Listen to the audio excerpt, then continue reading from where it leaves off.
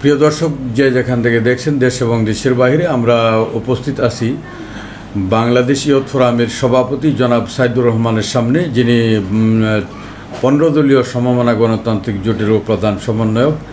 গতকালকে আমরা জুলাই বিপ্লবের প্রত্যাশা এবং প্রাপ্তি নিয়ে আলোচনা শুনছিলাম ওনার কাছ থেকে। আজকে আমরা জানতে চাইব জনাব সাইদুর রহমান, আইন শৃঙ্খলা পরিস্থিতির কি আশানুরূপ বা ফলপ্রসূ কোনো পরিবর্তন হয়েছে কিনা এই জুলাই বিপ্লব বা জুলাই গণ অভ্যুত্থানের মাধ্যমে, এই নিয়ে আজকে যদি একটু আলোচনা করতেন।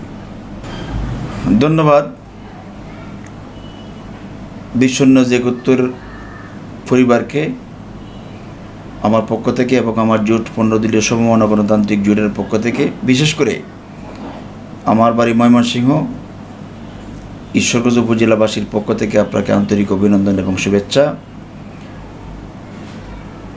জুলাই অভ্যুত্থান যে আশা নিয়ে আমরা দেশের ছাত্র জনতা, আমরা রাজনৈতিক দলগুলি ঐক্যবদ্ধভাবে যে একটা পেশি শক্তির বিরুদ্ধে হাসিনার বন্দুকের নলের মুখে দাঁড়িয়ে লড়াই করেছিলাম, সেই লড়াইয়ের ধারাবাহিকতায় 2000 ছাত্র জনতার রক্তের বিনিময়ে এই দেশ থেকে হাসিনা পালিয়ে যেতে বাধ্য হয়।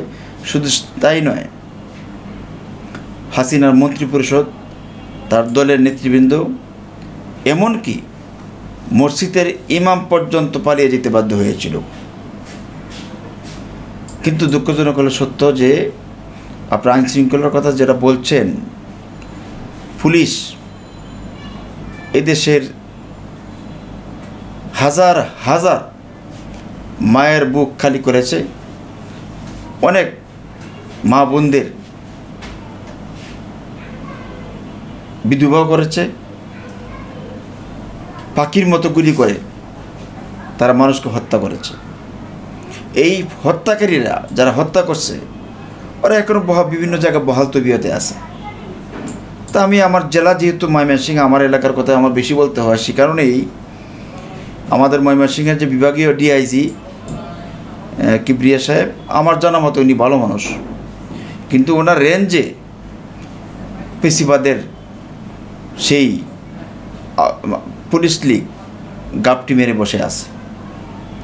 আমার যে এলাকা, আমার যে এলাকায় ওইখানে সার্কেল, গৌরীপুর সার্কেল, দেবাশিস কর্মকার, তার যে আওতাধীন যে কয়েকটা থানা আছে, ওই থানাগুলিতে আপনার আওয়ামী লীগের দোসররা যারা পাখির মতো ছেলেদেরকে হত্যা করছে, গুলি করছে, সেই সমস্ত পুলিশ কর্মকর্তাদেরকে বিভিন্ন থানায় সে সেট আপ করছে। তার নাকি আইজিপি অফিস পর্যন্ত নাকি তার শক্তি নাকি, তার নাকি নেটওয়ার্ক নাকি আইজিপি অফিস পর্যন্ত। তো দুঃখজনক, এই দেশের জনগণ রক্ত দিয়েছিল এই জন্যে না যে পেশিবাদের দালালরা, পেশিবাদের দোসররা এখনও আওয়ামী লীগের পক্ষ হয়ে জামাত, বিএনপি এবং বিরোধী শক্তির, তৎকালীন সময়ের বিরোধী শক্তির উপরে এখনও হত্যা, নির্যাতন এবং মিথ্যা মামলা দিয়ে হয়রানি করবে। আর আওয়ামী লীগ মিথ্যা মামলা করবে, সেই মামলা তারা এফআইআর করবে এবং আওয়ামী লীগকে তারা টাকার বিনিময়ে অথেন্টিক তথ্য সহকারে ধরবে, যে টাকার বিনিময়ে ছেড়ে দিবে। এটা দুঃখজনক।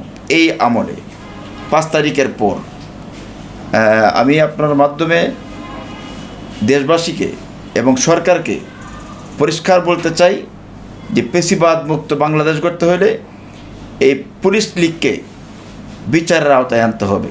যারা পাখির মতো ছেলেদেরকে হত্যা করেছিল তাদেরকে লিস্ট করে তাদেরকে আইনের আওতায় আনতে হবে। গতকালকে আমি একটি ঘটনা বলেছিলাম আপনাকে, যে আমার উপজেলার যে অস্ত্রসহ, দেশি অস্ত্র এবং মাদকসহ ধরিয়ে দেওয়া হয়েছে, বড় অঙ্কের টাকার বিনিময়ে তাকে, সেই সন্ত্রাসী ছাত্রলীগের কেন্দ্রীয় কমিটির সদস্য তানভীর হাসান সাগরকে টাকার বিনিময়ে তাকে ছেড়ে দেওয়া হয়েছে এবং তাকে দিয়ে পাল্টা একটা ভিডিও বানানো হয়েছে যে আমাকে অস্ত্রসহ তারা ধরে দিছে, আমাকে কথা বলতে বাধ্য করছে। পুলিশ কত নিকৃষ্ট প্রাণীতে পরিণত হয়েছে। আমার থানার ওসি উবায়দুর রহমান এবং ওই থানার এসআইগুলিকে দ্রুত প্রত্যাহার চাই। এবং আমি এটাও জানি যে আমার বিরুদ্ধে ষড়যন্ত্র হচ্ছে, এই দেবাশিস রায়ও আমার বিরুদ্ধে ষড়যন্ত্রের সাথে জড়িত এবং ওবায়দুর রহমান জড়িত।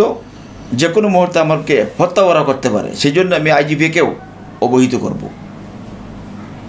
ধন্যবাদ আমাদেরকে সময় দেওয়ার জন্য।